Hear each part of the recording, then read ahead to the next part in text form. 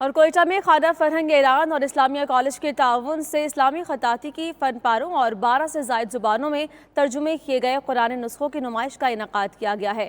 نمائش میں طلباء اور طالبات نے بھرپور دلچسپی لی۔ کوئٹہ سے بشرا قمر رپورٹ کریں گے۔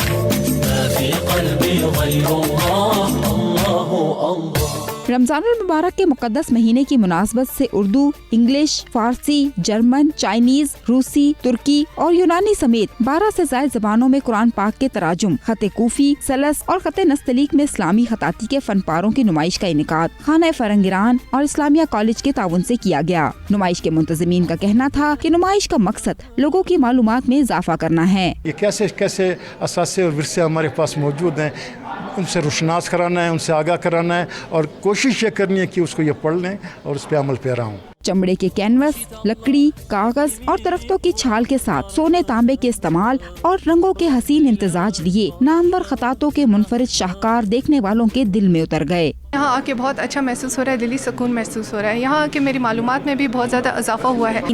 جو طلبات اور طالبات میں محبت کا جذبہ پیدا کرتی ہے، اس طرح کے ایگزیبیشنز ہونے چاہیے۔ نمائش میں رکھے فن پارے بڑوں کے ساتھ بچوں کی توجہ کا مرکز بھی بنے رہے۔ نمائش میں زیارت کے لیے رکھا گیا نادر خزانہ ایک بیش قیمتی اثاثہ ہے جو ہمارے ایمان کو تازہ کرنے کے ساتھ ہماری معلومات میں بھی اضافہ کر رہا ہے۔ کیمرہ مین فتح محمد کے ساتھ بشرا قمر، 92 نیوز، کوئٹہ۔